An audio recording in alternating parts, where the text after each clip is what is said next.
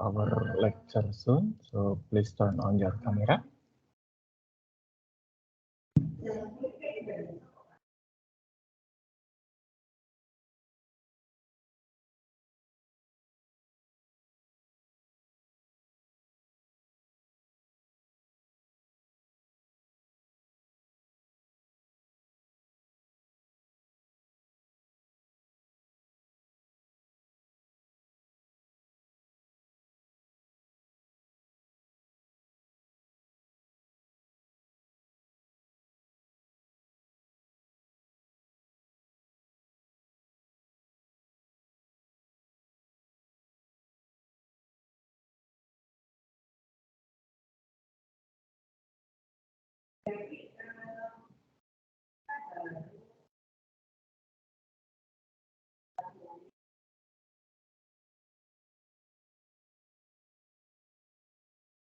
Okay, thank you for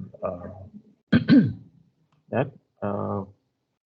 We will start today by looking at each group work on the diagram. Okay, so let's start with group 1, Bellatrix, and I think Gloria is absent this morning. She already told me, so I hope you're fine to present that yourself, Bellatrix. Go ahead. Okay, then thank you for the opportunity, sir. So Gloria cannot attend this class because she is on her flight from Bali to Jakarta. So I will do my best to present this presentation by myself. Okay. Let me share my screen first.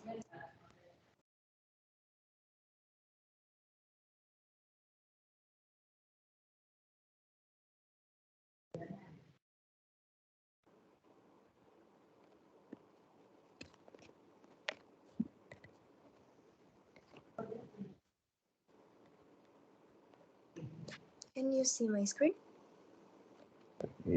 Yes, it's good. Okay, thank you. So today I would like to present about the flowchart and the TFT from the small business that we choose is the Bouquet.id sales system. That's the first one. Is marketing department. It started with customer. From customer, we receive orders from customer and makes sales notes. Why two selling note? Because the first one is for the owner and the second one is for the distributor or for the distributor. And we move on to the warehouse and quality control. The selling notes is for ordering flowers to distributor. After that, the distributor will tell us that the flower is available or not. If not available, the owner make confirmation to the customer. But if the flower is available, flowers from distributors arranged according to the order, and after that, the owner will sending the bouquet. And the next one is Bouquet.id sales system contacts diagram or TFD. Customer is place the order to sales order system, and the sales order system receive and the seller is receive the orders data from sales order system. After that, the seller send orders invoice to sales order system, and the last one is customer is receive the confirmation. The next one is Tukatuku Furniture sales order system through Tokopedia flowchart. Its marketing department started with customer. Customer will search Tukatuku name on Tokopedia, and they will find the desired product. After that, customer will make buying decision. If yes, they will save the order to the chart, and after that, they will fill in number of product purchase and address destination, and after that, they will receive the total payment invoice from Tokopedia, and after that, the customer will choose the payment methods. For example, like m-banking, or you can make a payment from the mini market like Alfamart or Indomart, and after that, the customer will payment with affiliate e-commerce, and then the customer will get the payment code confirmation, and they will receive the receipt of payment confirmation, And why two? Because the first one is for Tokopedia and the second one is for the owner of Tukatuku. And then we'll continue to the other department. After that, this is the Tukatuku Furniture Sales System Context Diagram or DFD. Customer will place the order to sales order system. After that, sellers will receive the orders data. And after the seller will send orders invoice to sales order system. And the last one is customer will collect the payment confirmation for the sellers and the sales order system. So that's all my presentation today. Okay. But could you scroll to the flowchart at Tukatuku Furniture? Okay, now stop. Yeah, Yes. yeah, that's good. Okay, so I saw this after the payment methods, there are two arrows, that one going down to payment by bank transfer and the other payment with affiliate e-commerce. Okay. Yeah. So is the customer selecting one of these two, or they did both? I think the customer only choose one. Okay. Because So if okay, that's fine. Just with this type of, I think you don't need to specify which payment methods. You know, just say payment, okay, and then they will receive payment confirmation or proof of payment or whatever, because for each payment method they will have different proof of payment, right? So just say that proof of payment and then go to the next stage. Okay. Okay, sir. Thank you. Okay, that's good. Well, thank you for the presentation. Next, group two, William Ronaldo and Zevanya Vanessa. Can I share my screen? Sorry. Yes, sure. Okay.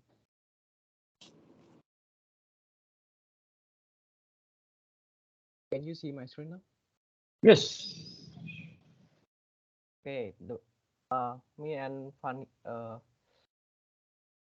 Vanessa Stefania will present about our company that we choose, that Alstor and the Unicorn Staff ID. The first I will present about the Alstor diagram. This is the diagram because the customer will sell system, the system will give this order and the seller will receive the order, and customer will give the payment and the seller will be receive the from the goods sale system. They will receive this payment. The seller will give a goods like goods information, whatever goods, and the seller will receive the goods at the end, like that. Okay. So for the Unicorn Staff ID, the buyer will put good purchase data, order data, and confirmation data to the sales system. And from the sales system, the seller will receive the bill of payment, customer info, and transaction data. And then the seller will give to sales system is catalog data, order item data, order detail data. And then the buyer will receive the product from the sales system. Okay, we go to the next about our flow chart. This is our flow chart. It's the more simply like from the first customer order, looking for the product first and find the product, then place the order. If the product is still in stock, they will go to the transaction payment. But if there is no products in stock, no transaction will be go in there. So there will be no buying in there. So after that, after the transaction payment, the confirmation item has been paid. So the seller will be confirmed about it and give the product to the customer again. So this is the flow chart data.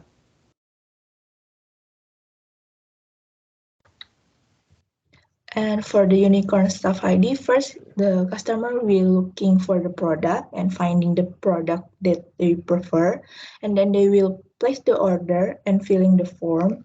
If the product is available or it pre-order, it will be the seller will order the product, then the product will be in stock. After that, the transaction payment and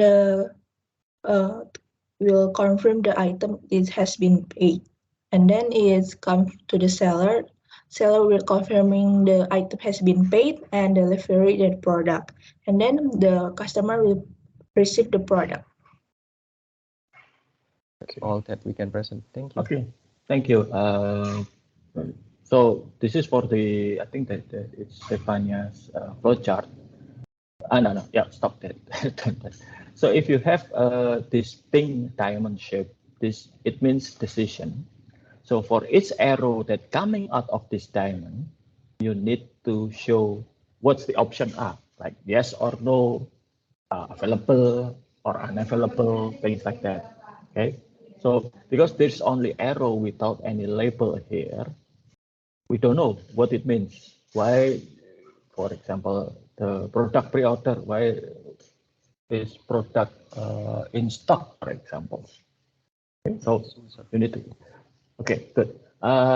Can you scroll again to the Stefania's data flow diagram? No, there is no mistake. I just want you to show this. So one of the weaknesses of data flow diagram is it could not show us the chronological order. For example, in here, the buyer sent goods purchase data, order data, and confirmation data. All of these are different data, okay, sent on different times. But it seems that they enter the system at the same time, okay. It's supposed to be separated into at least 3 different arrows, but that's okay now because it's flow at the same, but it's from different time, so it should be separated. Again, catalog data, order item, the order detail data.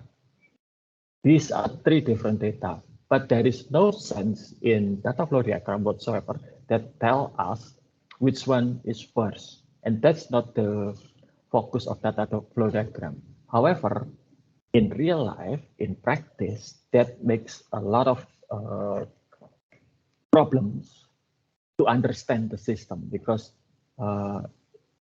most of the time, the system will give us chronological order of process, which one should be done first before we go to the next step, right? It can be done with flowchart, but again, looking at 2 different diagrams simultaneously is not easy. So in the recent years, a lot of scientists already replaced data flow diagram with another type of diagram. Just to let you know that. And that's why this is become problematic if we just use data flow diagram. Okay? Okay. Okay, good. Thank you. Down my share screen, sir. Can I down my share screen now? Yeah, sure. Thank you. You finished already. Okay, so last but not least, group 3, Michael Ariel and Krisan Ellen. Let me share my screen. Okay. Okay, this is flowchart Okay. for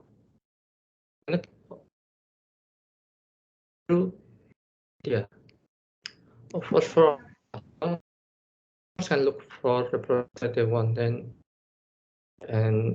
if the product is available, they can place order. But if it's not available, they can look for other products. After they can proceed to the payment transaction. And after the payment is confirmed, it will be seller, and seller will process the order.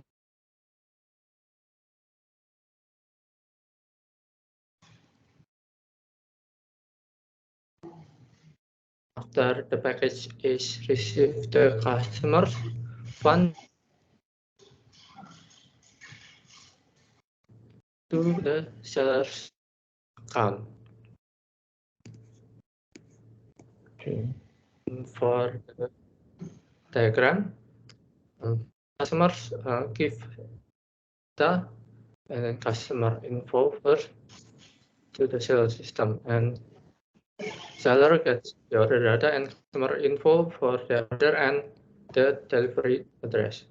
Seller will then the order status to the system, and the sales system will inform status and automatically make the invoice for, and after the customer receive, they can do confirmation, so seller can receive their fund.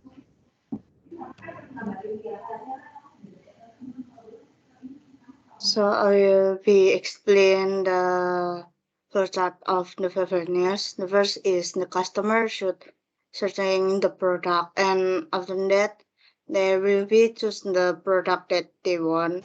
And if there was the product not available, then the customer can wait for a while, and the product will be get the pre-order, and if the product available, that the customer can choose the place of the order. After that, the customer can choose the payment transaction that they want, and after that after the payment received, the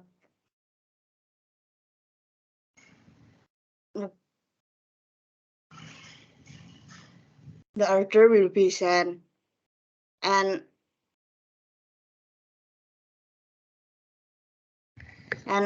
after the order sent, the package will be received to the customer. And after that, I will be explain the diagram, data flow diagram of the preparedness. The first is the customer order the goods, and the sales system will be delivered it to the seller. And after the seller give the information about the goods to the seller system will be give it to the customer, and the customer can choose the payment that they want. And after the sales system giving the payment confirmation to the seller, after that the seller will be give the goods and deliver it to the customer, and the customer will be get the goods. Okay. Okay, good. Yes, like previously, you showed that data flow diagram is very terrible in telling us the order of a process, which one goes first and which one is next, things like that. Okay, thank you, group 3. Okay, judging by your presentation and also your assignment submission, I think you already understand how to construct data flow diagram, especially context diagram. Okay. And now, for now, we will stop discussing data flow diagram and also flowchart for now. Okay, we will continue that after the midterm exam when we start looking at different transaction cycles, and also when we discuss the system analysis and design. Okay, but for now, we'll stop there. Okay, now, when you learn about introduction to accounting, you have been introduced, I guess, to the ideal, or if you like Star Wars, like I do, the light side of accounting. Okay, the good side of accounting, the noble side of accounting. But unfortunately, as any profession in the world, accounting also have its dark side. You can use accounting for goods, but you can also use accounting for criminal enterprise. And you need to understand this. Okay, not to do the illegal things, obviously, but if you work as a good guys, I believe all of you are good guys, you'll face this threat of what we call as a creative accounting on daily basis. So when you heard the term creative accounting, it means using accounting for creatively manipulate financial information. For fraud, we will discuss fraud today.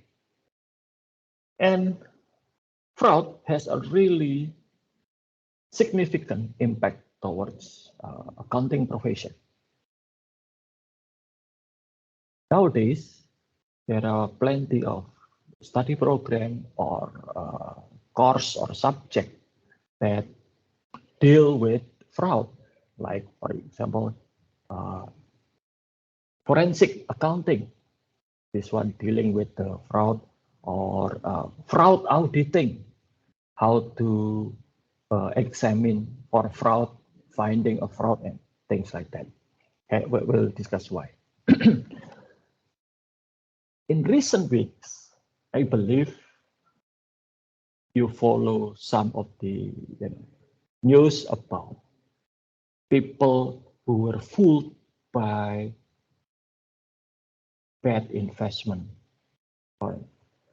You probably heard the binomo or robot trading, things like that. And that's one of the power of dark side of accounting, which is to manipulate investor, okay, to manipulate their consciousness. Later, you will receive knowledge on financial management. You will learning the basic fundamental of investment. Okay? And hopefully after that, you can see why investment scam like binomo, for example, are really, really bad. You probably already read of this thing recently, but the basic fundamental knowledge you will get it in this course. So, I mean, when you graduated, you will have that knowledge. Unfortunately, a lot of people seems to forget that. I knew for a fact there are some victims of the recent crime. I knew them personally. They were my cohorts. We were at the same program, which is accounting undergraduate degree at Atmajaya, and yet my friend seems to forget the basic knowledge of investment. Okay. So when a few months ago, when I heard the, I had in my home network, I had this special device to filter out advertising that I don't like. Okay. And the first advertising that I was blocking was binomo. Because when it appears on my screen and I take a look at it, I immediately understand that this is just a scam. Why? Because I heard from a lot of other sources. They promise the result of their investment could be as high as 20% per month. And that's just ridiculous. Okay. Even the mighty Google or Apple, they could not promise this much result from their investment. And yet they are the most profitable company in the world. Google, Exxon, Chevron, Shell, Facebook, Apple. Nobody can guarantee this kind of investment result. 20% is just ridiculous. And I was not surprised, to be honest, because I've seen this 13 years ago. So have you, any of you ever heard the case of Century Bank, the scandal of Century Bank in Indonesia? You do, William? Yeah, the US Century is not mistake, it's US bank, right? No. Or Indonesian Indonesian bank. Yeah, Indonesian bank. About the fraud. What is it? error for fraud and error. I think like the American one, if I'm not mistaken. Yeah, it's just like the one that currently we face with Binomo and those illegal investment company. So the perpetrator was not the Century Bank itself, but one of the subsidiaries. So bank, according to the rules and regulation, could not act as investment company. So what they did? What they did was they usually creating a subsidiary to work as investment company, and they will offer investment product to customer. In the case of Century, they actually have legal investment company. It was called Antaboga Delta Securitas. Okay. So they offer investment product. However, investment company in Indonesia that offer, a pension plan, that offer a pension fund, that offer what do you call it? What's the managed fund, things like that, unit-linked insurance. They were heavily regulated. Okay, not only the company itself has to obtain license, but also the product has to be certified by the government agency. Okay. So the problem with Antaboga was they have legitimate products that has license and all the certification, but they also offer unofficial product that were not certified by the government. Doesn't have any license. It didn't have any license for that. And since they were one group with Century Bank, they offer the investment products to Century Bank customers, with similar pattern of temptation, if you like. I remember I once read that they offer 13% per month of result. In 2009, 2008, and 2000, the world was in financial crisis stemming from the US financial system. Okay? So it's even, I think, if I'm not mistaken, during those 2 years, the Indonesian government shut down Indonesian stock exchange to prevent further loss of stock price at the time. Okay. I remember that at the time the president was Pak SBY, and the financial minister at that time was also Bu Sri Mulyani. And Bu Sri Mulyani navigate Indonesia going through that crisis. Okay. And she was instrumental in saving Indonesia from financial crisis at that time. Okay. So in those times, if somebody offer you legitimate investment with the return or result of 13% per month, it's almost impossible. All the investment companies in the world that working as legitimate investment company will have loss. They will not generate profit at that time. I remember that I invest something in, I think it's some kind of managed fund, and it's lost almost 40% of its value. So that's just the way it is. Okay, so okay, fine. That's the risk. Okay. So Century did that. So it's just a scam, and then the money that they get from the Century customer being funneled to the owners of Century Bank and Antaboga, which was one of the Indonesian person called Robert Tantular. He was arrested and convicted. I think he's still in jail now. And also the money were sent to other 2 owners of that group. I think they were from Middle East countries. I can't remember which one. It's not Saudi Arabia. I think it's either Dubai or Kuwait or something like that. Okay, so now, William already. Do you know who's the victim of Century Bank? that you might know yourself. Is the financial one who statement that one, I forget the name. Okay, it's very familiar. I think if you see this, I don't know whether you're surprised or not, but you will understand. You will do this particular organization. Michael, any idea? Or Trisan? Ellen? No? Let me share this. I'm sorry, this is in Indonesian language, but I don't think that's a problem. Where is it? Oh no, I forgot to. Okay. Okay, so can you see it? It's 11 September 2009. Can you see it? No?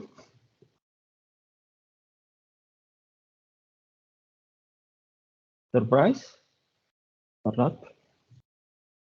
Yeah, so here. See? I highlighted. And here it's means in danger of missing, but it's actually missing. Yeah, so we lost those. It's not Atmajaya itself, but it's the foundation that owned Atmajaya, which is the Slamet Riyadi Foundation. So the story was the treasurer at that time for Slamet Riyadi Foundation, unknowingly to other members, invest those much money to Antaboga. And that's very, very different from the foundation, Slamet Riyadi Foundation management when I was student. When I was student, the Slamet Riyadi Foundation management were so conservative. They only put Atmajaya's money into secure and safe investment like time deposit. Okay, the return was so small, but it's safe. Okay. So yes, Atmajaya lost more than 60 billion rupiah.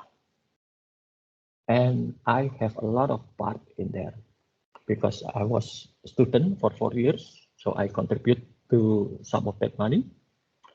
I worked for Atmajaya at that time and studying. So it's been 11 years. I also helped Atmajaya generate that money. So losing more than 60 billion rupiah was so painful to us, to all the staff member at Atmajaya, Yogyakarta. Okay. The treasurer that conducting that irresponsible act has been replaced, okay, but nobody actually held him accountable. Okay. When at that time, when we tried to pursue this matter further, the Archbishop of Semarang at that time was Monsignor Suharyo. He said, just forget it and forgive. And that's why until now, I lost respect to Monsignor Suharyo, even though he's now the Cardinal of Indonesia. I don't really care. He lost my respect. He doesn't understand how difficult it was to generate that kind of money. Anyway, so when I saw Binomo, when I saw those robot trading, with all those sweet talk about result, I immediately felt like deja vu. I saw this before. Whereas when I saw it, yeah, it's Atmajaya. So I was not really into that. Okay, so yeah, if it sounds too good to be true, it probably is. Okay. You need to make a sound investment, realistic investment. especially if it's your own money. Anyway, let's start with fraud. Okay, I'll share you the screen. Okay, can you see the slide? Yes, no? Yes, sir. Okay, thank you. So fraud and errors. Okay, so on daily basis, all information system owned by any organization will have these four type of threats: natural disaster, volcanic eruption, earthquake, high winds, heat waves, forest fire, flood, and also political disaster like terrorism attack or war, like the one that currently occurs in Ukraine and Russia. Okay, that's disaster. Most of the time, we could not do anything about it. Okay, and it will affect a lot of people. The war in Russia and Ukraine affect a lot of other countries. The next threat is the software errors and equipment malfunction. You play games or you're working on your assignment and suddenly your computer freeze, crash, everything you have worked for the last few hours just gone. Okay. Your hard drive just crash. A lot of computer equipment was destroyed by electricity, for example. Okay. And some of the computer equipments currently on the market have its own production flaw. The next threat is unintentional act. You destroy something unintentionally, like you trip over a cable. You're working on late on your assignment because you're so sleepy.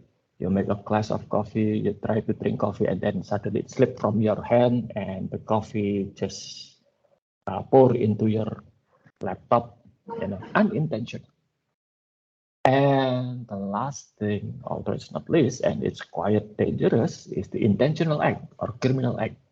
Somebody else intentionally destroying our system. Okay.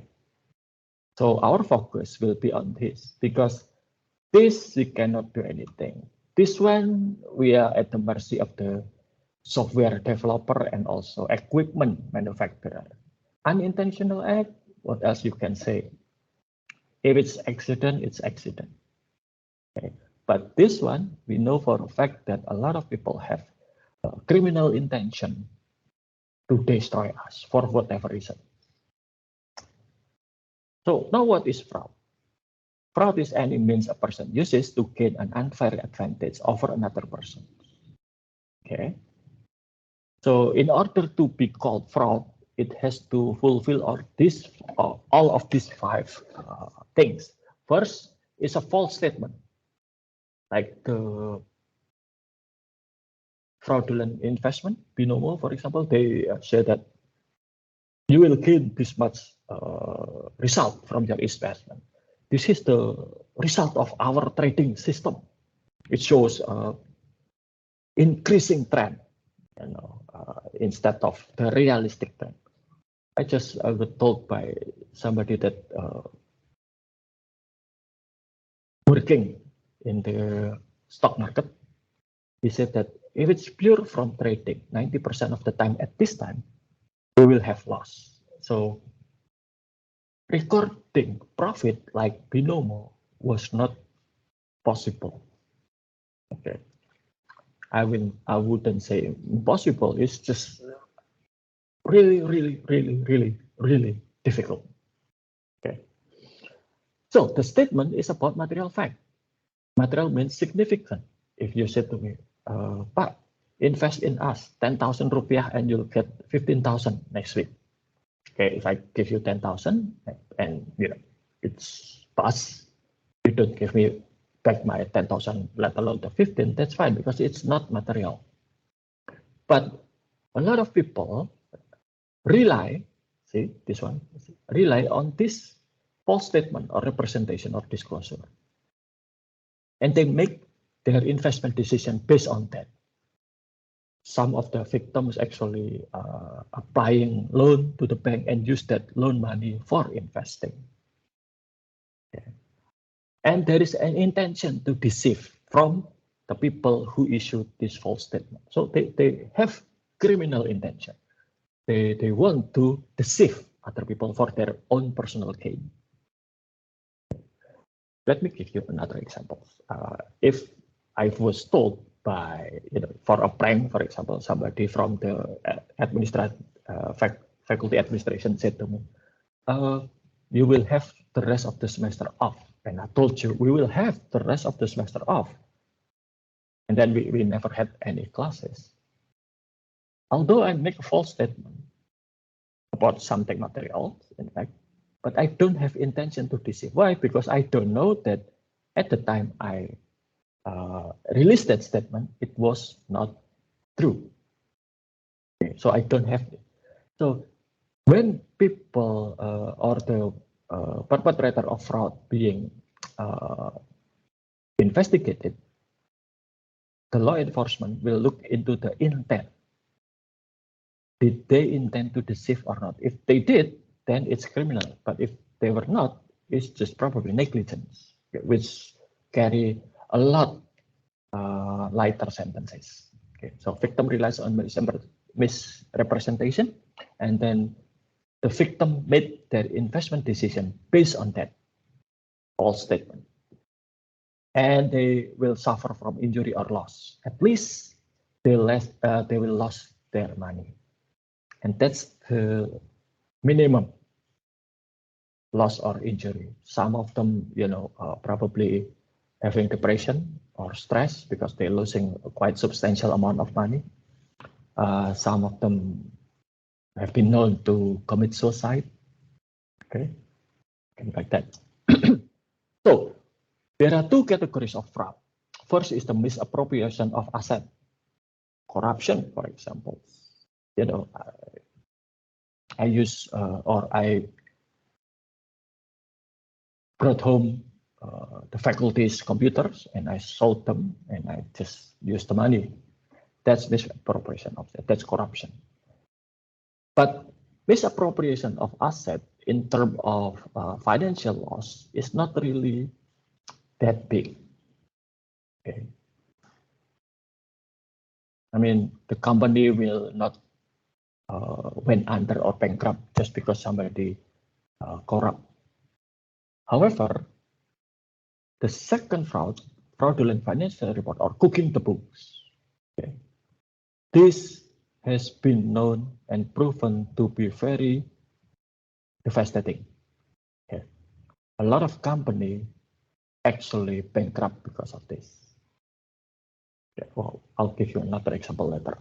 Okay, so auditor, this is the profession that we examine or evaluate somebody else's financial report, have responsibility for fraud. They have to understand what fraud is and how fraud was committed, discuss the risk of material fraudulent misstatement with the auditee or the company that asked them for auditing, obtain information, identify, assess, and respond to risk, evaluate the result of their audit test, document and communicate findings, especially if they found fraud, they need to communicate the result to the management of the company and also any other law enforcement or authorities that relevant to that. So for example, if they find fraud in a public listed company, they have to report that to the Indonesian Stock Exchange, for example. Okay. And also incorporate a technology focus because a lot of fraud nowadays being done with computers. Okay. So auditors or accountant is responsible for detecting fraud. Okay. Preventing is another story. Okay. But if they were given audit assignment, they have to be able to detect and find fraud. Okay, now let me ask you this, Bellatrix. You know that in the world there are public accounting firm, right? Okay, do you know the 4 biggest public accounting firms in the world? I think I don't know, sir. Nobody told you when all you guys take the introduction to accounting? No? Okay. There are 4 now. So if you want to be an accountant, these 4 companies might be your go-to company after you graduated later. Okay, so the biggest in the world is PricewaterhouseCoopers. Okay. The second is Deloitte. I might be, mistaken, but these are the third is Ernst & Young, and the 4th largest in the world is KPMG. So these are the 4 largest accounting firm in the world. If you can get employment there, and a lot of our alumni working there, it will be great. Now, however, it was not Big 4 in 2001. It was Big 5 because there was one other accounting firm that's bigger than PricewaterhouseCoopers.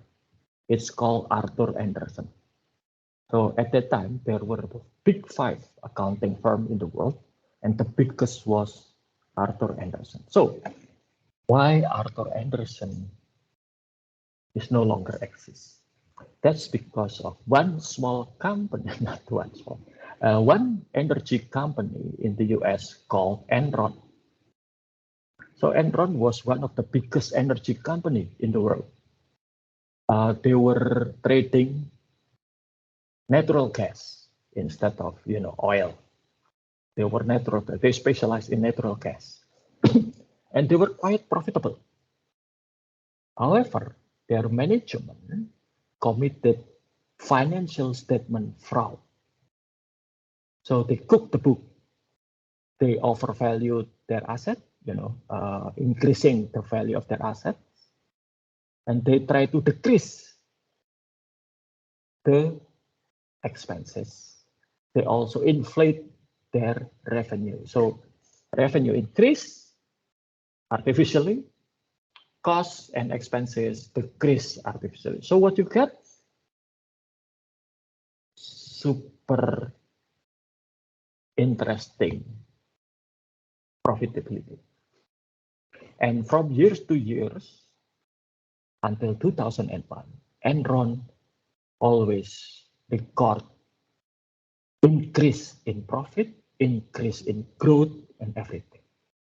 Okay, so what's the deal with Arthur Andersen? At that time, Arthur Andersen was Enron's auditor. So when Enron published their financial report,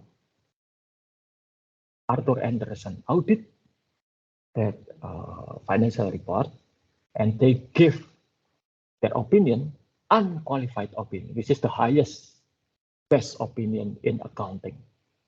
If you were, or in Indonesia, it's wajar tanpa pengecualian. Unqualified. Unqualified seems like, not qualified, but in auditing, unqualified is the best opinion you can hope. It means that Arthur Andersen stating Enron financial report has been done correctly. You can trust it. So a lot of investors invest their money by buying Enron stock, including the pension fund of Enron employee.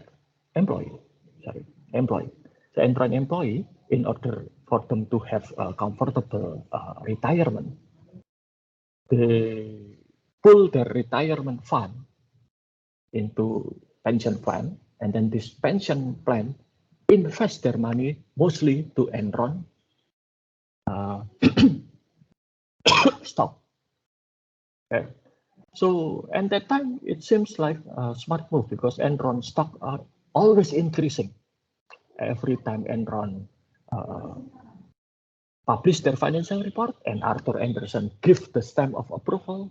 The price of Enron stock increasing. At one time, one Enron stock could be priced as high as almost $200 per stock. And then in 2001, those $100 per stock was crashing into less than $1, and then eventually zero because Enron was bankrupt. Okay, so Enron, that we will discuss that later. But what's the deal with Arthur Andersen? Arthur Andersen was paid by Enron $1 million per week to look the other way. If you're a competent auditor, and I believe a lot of Arthur Andersen auditor were competent, you will find that there is something wrong with Enron financial report.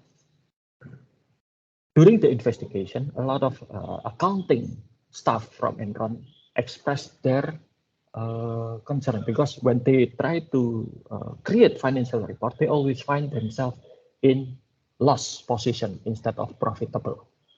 And then they submit their report to the chief financial officer. And then in few days, the chief financial officer did his magic, and then suddenly Enron financial report become profitable. So, and then Arthur Andersen gave it unqualified opinion. So, you know, if you're an investor and you say, wow, this company looks good. Oh, the biggest accounting firm in the world give their stamp of approval. What would you do? You'll say, yes, I will invest in this company, right? And that's also a rational decision because Enron actually published this report. So when the Enron scandal erupted in 2001, the US government, Department of Justice, started the investigation into this scandal. And at the time, instead of cooperating with the law enforcement, Arthur Andersen actually destroyed all their audit working paper.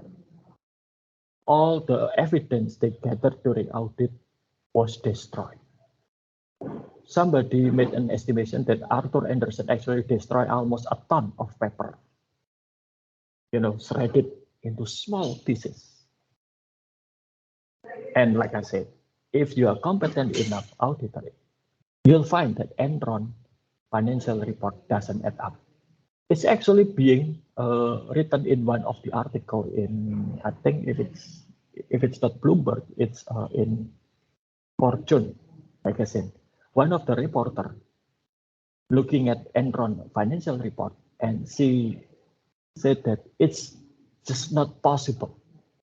This doesn't add up.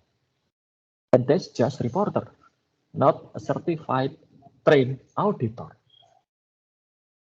But instead of working with the law enforcement and the investigation process, Arthur Andersen decided to destroy the evidence. So there was no paper trail on Enron fraudulent activities. So what happened? Arthur Andersen was charged with obstruction of justice, and they were found guilty. Then the mighty giant of accounting world, once called Arthur Andersen, just disappeared from the face of the earth. Because who else would like to entrust them to audit their financial report? Yeah. So Arthur Andersen currently is still in operation, but it's just a small administrative office. For what? For dealing with class action suit filed by Enron investor. So a lot of Enron investors that lost their money in Enron sue Arthur Andersen because they said you should know these fraudulent activities and yet you didn't. So you're responsible for this and I want my money back. That's what happened. And it happened, in a very fast time. Just a few months, Arthur Andersen disappeared. Okay. Okay. So that is this. Okay. That's why auditor has responsibility on fraud. If they could not find a fraud, even or they could not detect a fraud, they will be held accountable. Okay. So why people committed fraud? Fraud is classified as white collar as opposed to blue collar. Fraud didn't require or doesn't require physical or violence or weapon to commit a crime. They use trickery, they use deception, they use false information. Okay, and if you look at people who committed white collar crime, like corruptor, for example, you get the sense that they are decent, nice person, religious, married. Unfortunately, this one is quite proven. If you applied for life insurance, your premium will be lower if you are married rather than single. Okay. That's because married people are seen as less risky than single people. I don't know why or I don't know how, but that's how the insurance company. Okay. So they are decent people, good people, but why did they sacrifice everything to commit fraud? There is a theory called the fraud triangle. This one, the fraud triangle. The fraud could happen if there are these three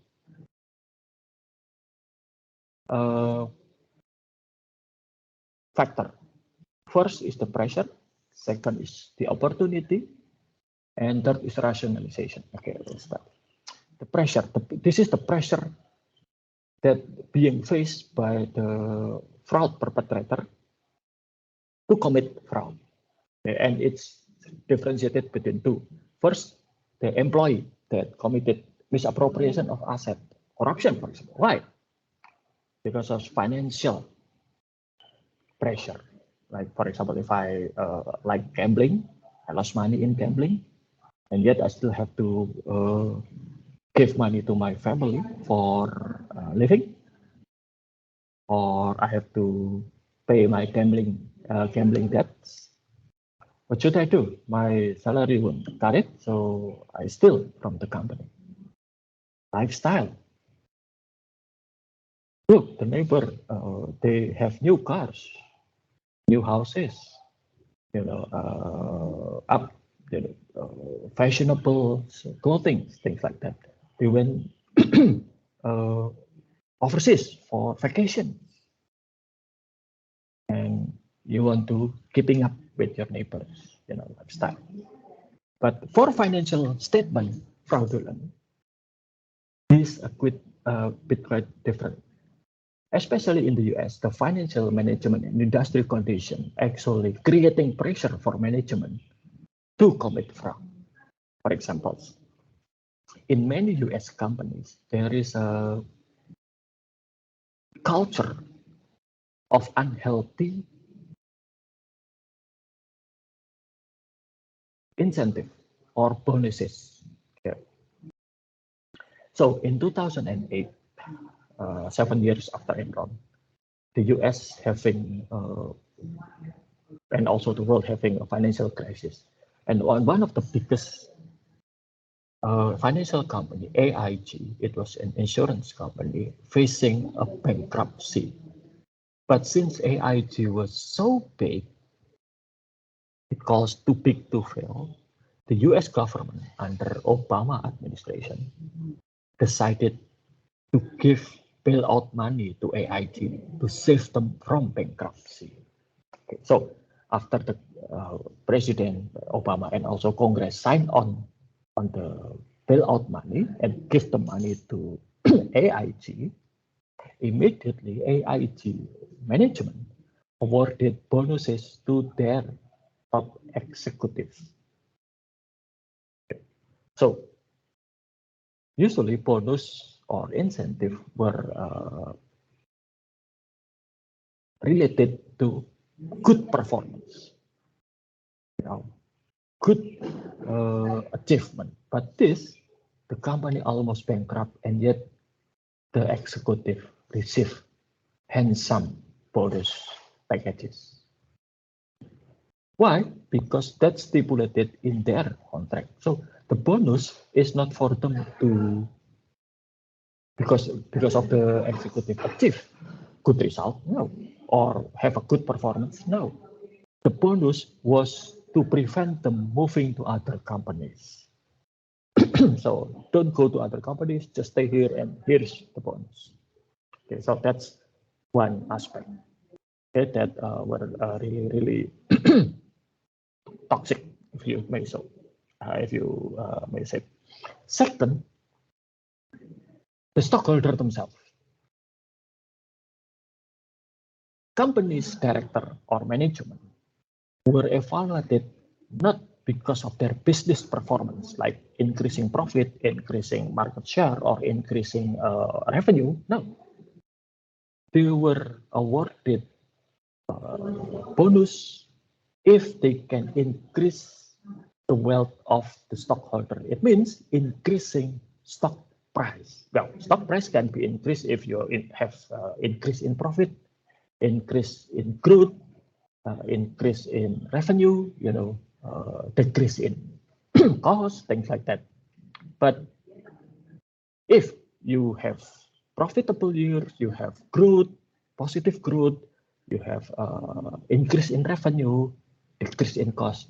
If the stock price not increasing, then the stockholder will replace you with somebody else. So for stockholder, as long as the stock price increasing, they're happy, and they will award the executive with what it calls as stock option, where the executive receive company stock for it. So that's become a double incentive for the executive. First, they will receive bonus if the stock price increase, and with the stock price increase, when they sell their stock that they own, it will increase the money that they will receive.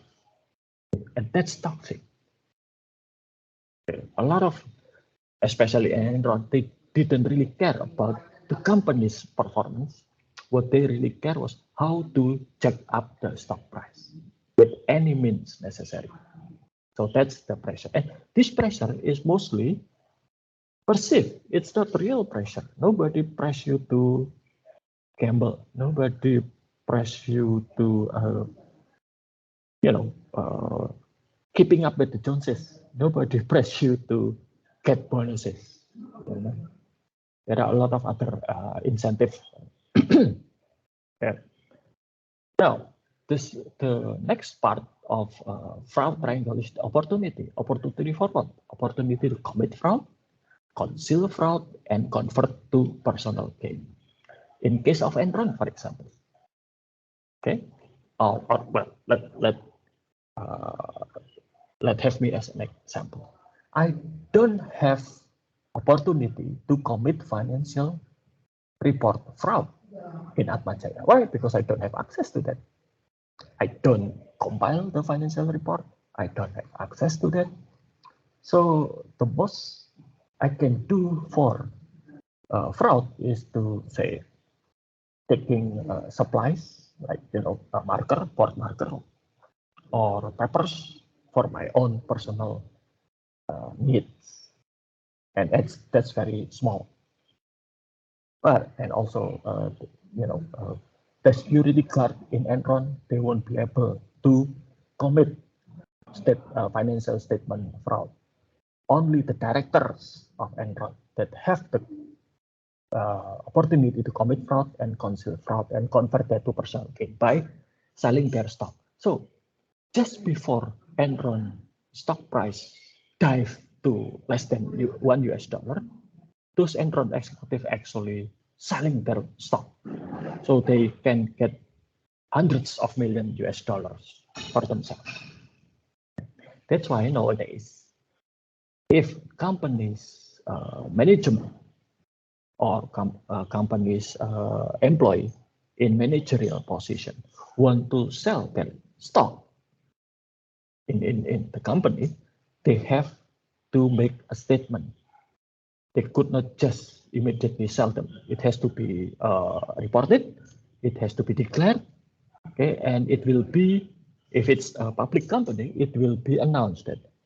That's why a few months ago, BCA director, president director, selling his BCA stock to the market, probably for, I don't know, maybe he wants to buy something new, or buy houses or some land or whatever.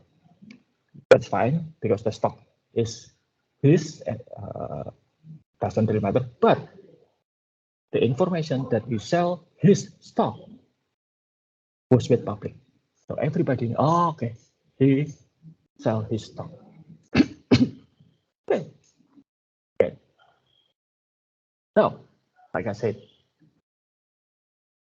those fraud perpetrators, they are good people with good reputation. Why did they risk of losing it all to commit fraud? Now, this is the part where they actually understand that committing fraud was a crime.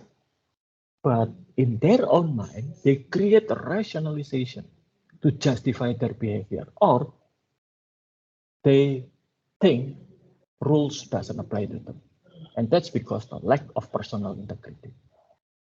I've been with this company more than 30 years. They never appreciate me. So I just take whatever money I can get because that's mine. Because I've been loyal to the company. Oh, I didn't do it for myself. It's because my child has or my family has an illness. I need to pay for them. Things like that.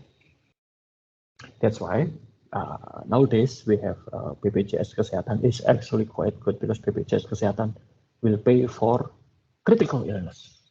So there is no more justification for corruption because of my family sick now. Okay. Okay, so we will discuss this later. But companies doesn't really, able to prevent pressure and rationalization. Well, they can, for example, selecting employee with good personal integrity, good moral. But people change. They probably have good integrity, loyal, honest for the first 5 years. But then after the first 5 years, they become corrupt. It can happen. And so nothing we can do here. Nothing we can do about pressure. The company couldn't prevent their employee, please don't gamble. Nah, what can you do? Okay. For example, gambling is illegal in Indonesia, but if you went to Singapore, you can gamble anything you want, and Indonesian law will not prevent that. Okay. So the only thing that company can do is to limit the opportunity for fraud. Okay, we will discuss that in the other topics, that control. But for now, that's what the company can do. So this is the fraud triangle. Okay. Oh, computer fraud. Computer fraud is used to commit fraud using computer. For example, to steal data, steal money, and things like that. Okay. Now, how to prevent and detect fraud? First, we will discuss prevention, because this is the most important part. If you can prevent it, a lot of or majority proportion of fraud can be prevented. Okay. So how? First, from organizational perspective, create a culture of integrity. Create a code of conduct. Okay. For example, a lot of companies prevent their staff to receive anything from customer or from business partner. Okay. If later on when we getting close to Idul Fitri, you'll see a lot of company will put up an announcement that they will not receive or they did not want to receive any gift from their business partner or customer. Okay. And if you are a public servant, KPK will require all gratification being reported. Okay. And if KPK think it's appropriate, they will allow that public servant to keep it. But if they think that's inappropriate, it has to be given to. Sometimes it's very difficult not to accept those, or suddenly somebody send you something using courier and there is no way you can reject it. That's fine. Just report that to the to your superior or supervisor, for example. In case of public servant, to KPK, gratification. And that's expand on a lot of aspect. For example, if you receive, before pandemic, if you fly with Citylink, then you will be entered into raffle, and you can get car for that.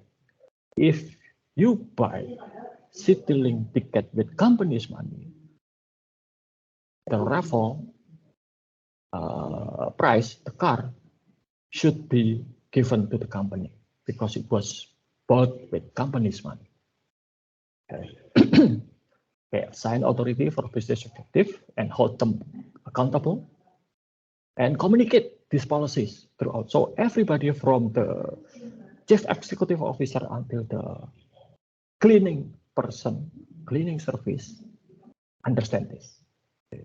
From a system point of view, develop security policies and also implement security measure. Okay. Number 2, make it difficult to commit fraud. Develop a strong internal controls. We will discuss this later. Segregate accounting function. We will discuss it, but mainly if you sell something, you are not allowed to deliver the product yourself. You are not allowed to collect the payment. So if the customer gives you the order, somebody else will give the customer their product, and somebody else will bill the customer and receive the payment. Okay. One transaction should not be done by just one person. Okay. That's the the meaning of this. But we'll discuss that later when we discuss control. And require independent checks and reconciliation of data. With the system, it's restrict access. Like for you, for example, you can only see your own record on Siatma, for example. Authentication using password and anything else. Use encryption, destroy hard drive, and disposing of. My friend actually have this habit of buying second-hand computers that being sold by companies, but that companies regularly replace their old computer with new, so the old computer will be sold. And many times when he bought a second-hand hard drive because it was a good quality, he found that the hard drive still contain files from the companies, and that's very, very dangerous. It should be destroyed. Okay. If I sell my computer, for example, I'll replace the hard drive with something that I bought from marketplace cheaply. Okay. The original hard drive will be destroyed. Okay. So, and we need to improve detection. How? Assess fraud risk. If the risk of fraud is minimum, then probably we can just let it go, because to prevent that will cost us more money than the fraud. Okay. External and internal audit. There are internal auditors and there will be external auditors. Together, they will create a detection system that if it's done properly, it should detect any fraudulent activities. And there's a fraud hotline, whistleblower system. Somebody reported fraud, and that person should be protected. Okay. From system point of view, there should be audit trail of transaction through the system. Okay, so when you sell something, there should be proof of order. There should be proof of delivery or product receipt. There should be proof of payment. Okay, so these are need to be kept in the system. Install fraud detection software. This software actually able to detect unusual activities. I'll tell you later. Okay, and monitor system activities, like for example, user accessing system from irregular location. So for example, and this is quite difficult when we have working from home. Usually I work from home, for example, and then suddenly I move to say a cafe. Then the system should be able to tell the IT department Samyaji access the system from unusual location. It's not necessarily bad. It's not necessarily fraudulent, but it should be flagged. It should be known to the IT department because they can look into it. You know, if it's just me, sorry. If it's just me working from cafe because I was bored working from home, then that's fine. But if somebody else working from that cafe accessing Atmaja system, then that should be prevented. Okay, reduce fraud losses with insurance and also backup. Okay, you should make a backup, at least 3 different backups. Okay. Now, data analytics to prevent and detect fraud. Data analytics is actually using statistics. Yeah. For example, about 10 years ago, this is the first time. So I have a credit card, and I usually use that credit card for grocery shopping. So my spending would not exceed $1 million on monthly basis. Okay. Then one day I need to replace my mobile phone, and I saw there was a program, discount and any other interesting offer if I bought that mobile phone using my credit card. So I did, and it was about 5 million rupiah at the time. So 5 times my average spending. What happened was, after I did my transaction, the credit card company actually called me. Pak Samyaji, did you conduct transaction 5 million at this store few minutes ago? And he said, yes. Why? Oh, no, not a problem. We just want to confirm because it's unusual. So basically with data analytics, you see the pattern, what's usual. If there's something unusual, you need to investigate that. But if everything else is just normal, ordinary, we don't need to bother. But if there is something extraordinary, unusual, you need to investigate. It's not necessarily fraud, like what I did here, but it's worth to looking at. Okay, now computer fraud and abuse technique, how it done. Okay, these are the 6 steps that many criminals use to attack information. First, they conduct reconnaissance. That include, for example, diving through their garbage bin. For example, if you just bought Wi-Fi router, then each Wi-Fi router has its vulnerabilities. If you know the make and model of that Wi-Fi routers, you can find the vulnerabilities and exploit it. Okay, and it happens a lot. attempt social engineering, you know, calling or, you know, remember that there were a popular text message circulated that quite viral, that your mother or your other relative asking for money to buy mobile phone credit in Pulsa. Okay? And then there are a lot of other steps: scan and map the target, research, execute the attacks, and cover the attacks. Okay. So type of attacks is hacking, you know, you gain unauthorized access. Social engineering, you make deception, you know, tricking other people to give you their access. What's your name and password? What's username and password? Or you asking, give me your ATM and PIN. I'll help you withdraw the money, for example. That happens. And also malware or viruses to be planted into the system.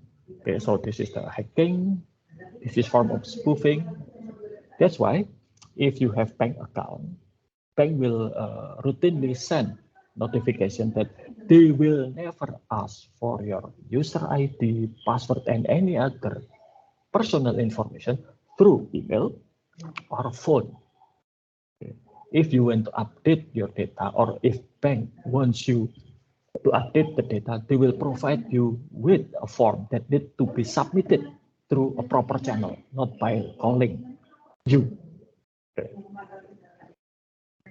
This is a different type of attack using technology, cross-site scripting, buffer overload, SQL injection.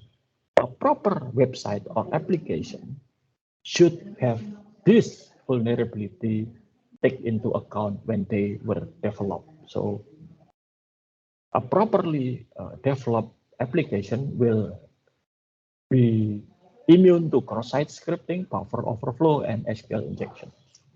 Yeah. This is not, you know, hacking used for fraud, for example, cryptocurrency fraud, software piracy. You know, if you, that's why I really discourage you to use a pirated software. Social engineering. Okay. Why people fall victims? Why people often being fooled? First, a lot of us actually have a good heart. We have a compassion, so we try to help other people, but we were being fooled. Okay? Instead of helping, we actually exposing ourselves. Greed is the one that I can attribute it to people who fell victim for that Binomo and others investment, because they want something big with just small sacrifices and in the shortest time possible. Okay. Just invest in 3 months and you can have a Ferrari. Invest 1 month and you have a luxurious houses. That's just impossible. Yeah, unless you were born into wealth, considerable wealth, like if you know your parents are Jeff Bezos or Bill Gates, then it's very hard, yeah, or for ordinary people to gain that kind of wealth in a very short time. It requires a hard work for a long time. And, you know, worldly possession is not always good. I mean, if you can achieve your goals by riding motorbike, why do you need to have Ferrari? If you have good roof over your head, cozy place you can call home, why did you need luxurious houses? Okay. But yeah, then again, every other people. But yeah, greed is one motivation that a lot of people fell victim to. Binomo and friends. Sex appeal, you know, using physical attraction for committing crime, and a lot of people can fall into this. Lazy habits, trust. You trust your friend, and then your friend deceive you. That happens. Urgency, you need some, and vanity for your own self-image, for propping up your self-image, social climate. So how to minimize the threat of social engineering? Never let people follow you into restricted areas. Okay. Never log in for someone else on a computers. Never give sensitive information over the phone or email. Never share password, user ID, ATM card, PIN, and be cautious. Okay. This is a malware. Okay, that's for today. Any question?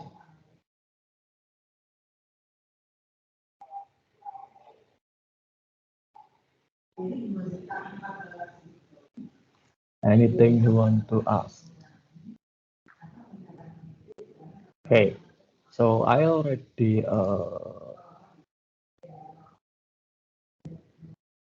give you your assignment, next assignment. Okay, so it's about fraud. Okay, and I already give you all the material that you need for working on that. So please do it, and we will see next time. I don't know, to be honest, whether or not we will have offline classes, because at this moment still should be online classes due to PPKM level 4 in Yogyakarta. But if the PPKM level decreasing, then university probably will have us meet offline.